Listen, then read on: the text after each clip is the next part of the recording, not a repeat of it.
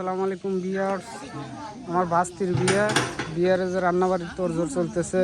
ওই যে আমাদের বড় জামাই রান্নাবাড়ির তোড়জোড় করতেছে। দেখেন এই যে কত সুন্দর করে গোস্ত করতেছে, নাড়াচাড়া করতেছে, গোস্ত ধোয়ার কাজ করতেছে। সুন্দর করে ধুইয়া এই গোস্ত এখন রান্না করার জন্য উঠিয়ে দিবে।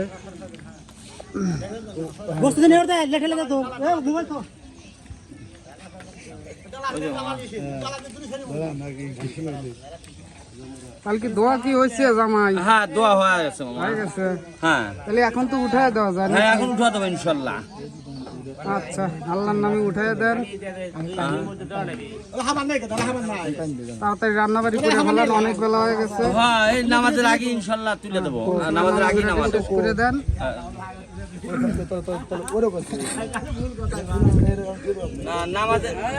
নামাজের পরে খাওয়া দাড়ি এরকম দাড়ি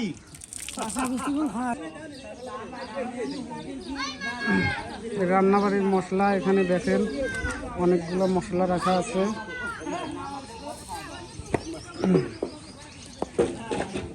বড় ভাই কাজ করতেছে, খুব ভালো কাজ করতেছে। ডাউল রান্না করছে বড় ভাই।